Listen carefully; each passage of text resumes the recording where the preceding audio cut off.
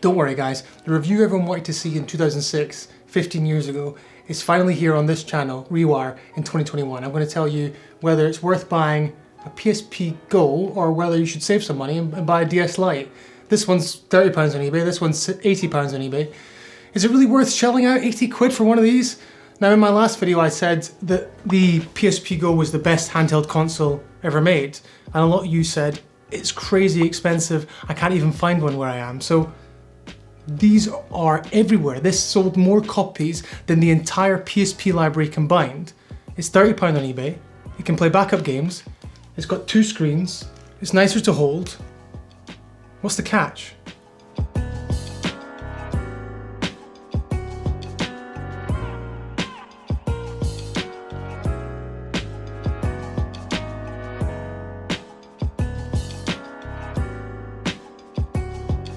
Before I do this video, I'd just like to give a massive thanks to everyone who watched the first PSP video. 4,000 views on that video is insane to me. I never thought I'd get 100 views on it. To feel like I'm making content that people want to see is great. I love that. Thanks for everyone who commented.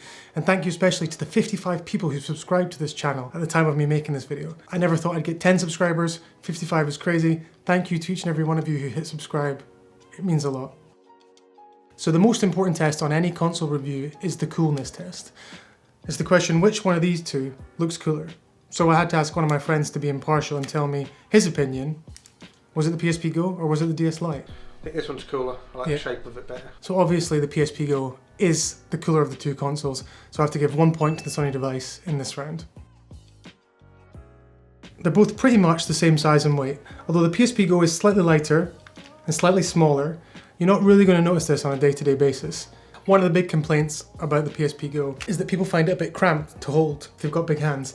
I must say my hands are pretty big, I've never had an issue with it. But the DS LITE is easier to hold in the hand. Ergonomics wise, it's probably easier to use. Although I would say, and this is a bit of a theme of this video, if you find the PSP GO a bit too cramped, the PSP 3000 beats both of these devices, or the 1000 or the 2000, in terms of the ability to have comfortable holding position when you're holding it. The DS LITE uses a hinge mechanism to open and shut.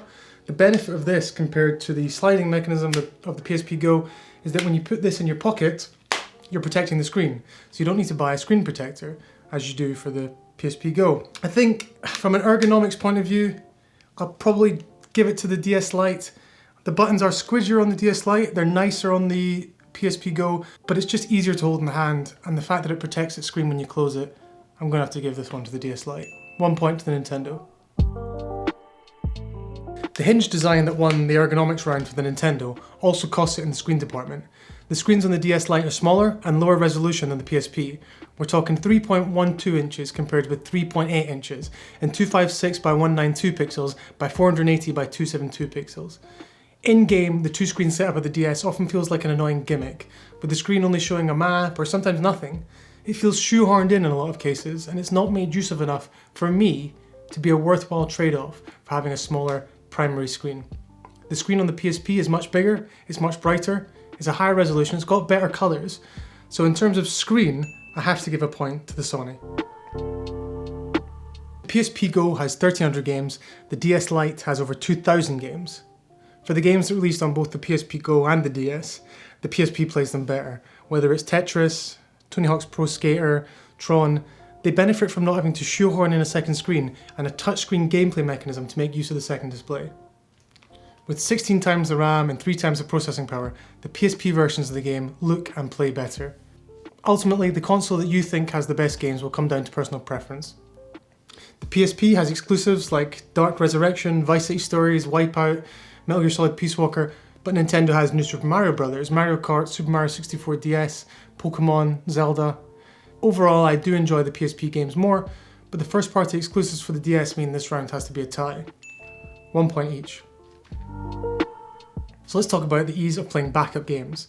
With the DS, you have to buy an extra flash card to put in your console and put an SD card into this. You may think you have a certain brand of flash card, but there's so many copies out there in the market that you probably have a clone, or may have a clone. The importance of this is if you don't have the flash card you think you have, you're not going to be able to run software correctly on that flash card. What works on some flash cards won't work on others. What works for someone else might not work for you. In my experience, some games wouldn't work, I also had one flash card that had a time bomb on it, which is where the manufacturer puts this piece of code into it to make it stop working after a certain date. Mine was also a clone when I thought it was the original. It didn't work at all with the stuff that came on it from the manufacturer. It was just really hard to get anything to work on this guy playing backups. With the PSP, every PSP is the same. You don't buy a flash card, you don't buy an SD card. You simply go on YouTube and you do the same thing everyone else does. What works on someone else's PSP will work on your PSP. In terms of ease of use for playing backups, again, this may be different to what you've experienced, but for me, the PSP wins hands down.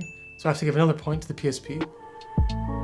So we talked about the games round being a tie because Nintendo has a lot of first-party games and Sony has a lot of exclusives, even though the games that run on both consoles run better on the PSP.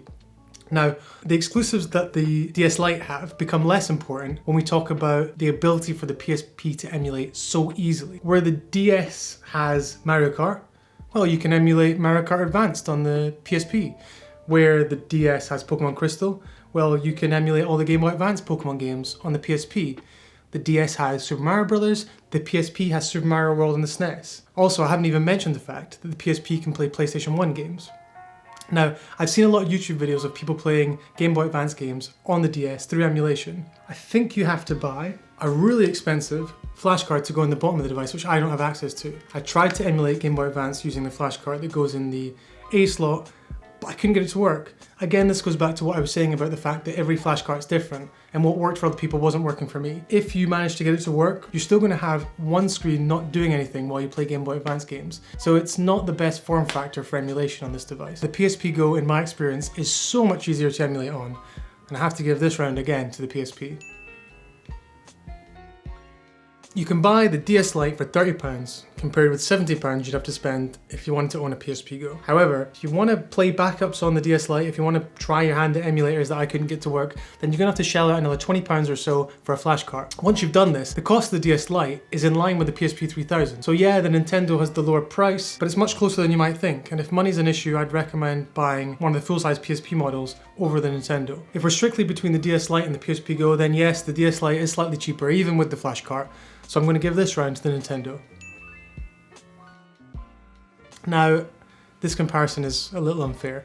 The DS Lite came out in 2006, but the GO didn't come out until 3 years later in 2009.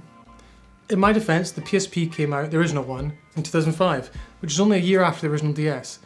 The review is also unfair because the DS Lite when it came out was £100, but you'd have to shell out £225 for the privilege of owning a PSP GO. So, on paper, the comparison shouldn't have even been close to begin with. And it probably wasn't. Realistically, although the scores between the two consoles in this review are pretty close, the consoles aren't. The screen on the DS Lite is too small. It's too dim. The game library hasn't aged as well on the DS Lite as on the PSP, and I much more enjoy the games on the PSP, especially playing PS1 games. If you're looking to emulate Game Boy Advance games, again, the PSP is so much better, if you can even get it to work on the DS Lite. So if you're wondering whether or not it's worth to save some money and buy a DS Lite instead of a PSP GO, it's not. I can't recommend a DS Lite in 2021. If you want a cheaper alternative to the GO, buy an original PSP, buy a PSP 2000 or a 3000.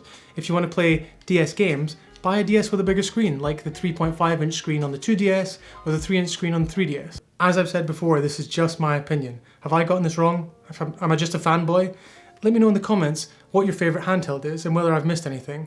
If you want more PSP content, please check out my other PSP video, and I'll see you guys in the next one.